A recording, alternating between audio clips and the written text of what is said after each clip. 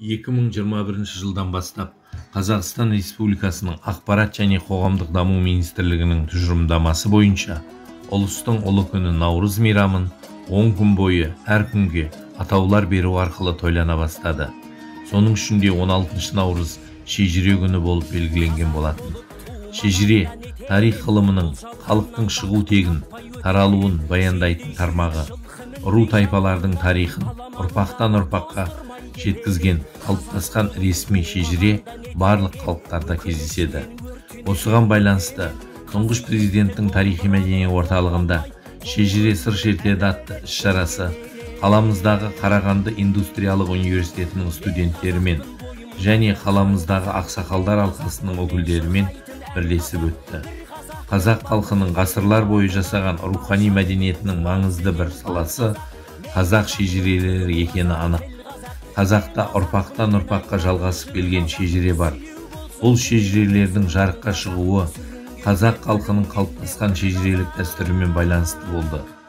Қазақтың байырғы салт дәстүрі бойынша әрбір қазақ азаматы өзінен бастап жеті атасына дейін білуге тиісті.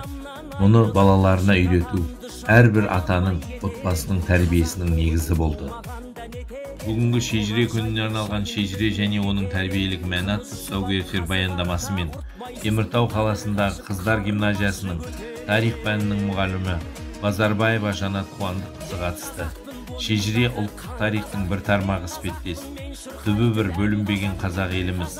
Тектіден текті туады, тектілік тұқым қуады деген жақсы сөз қалған атам қазақта. Әлихан Бөкейхан атындағы номер 15 қазақ гимназиясының жоғарғы сынып оқушылары шежіре туралы кішігірім сахналық қойылым көрсетті. Жүзге бөлінгендердің жүзі қара, руға бөлінгендердің құруға асыққаны, атаға бөлінгендер адыра қалады, көпті қорлаған көмусіз қалады. Хан асса халқын сатады, халық асса хандыққа таласады. Қазақ ішінде әрбір отбасының өз шежіресі болуымен бірге, әр ру, тайпа және жүздің өз шежірелері болды.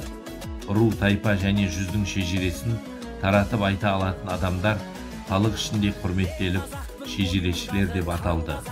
Іс-шара барысында шежіре туралы ой-пікірлерімен қаламыздың ақсақалдар алқасының өкілдері Кетебаев Дәуірбек, Баймұрзаев Ильяс, Сейітбаев Мадияр сияқты ағаларымыз жастарға өз ойларымен бөлісті.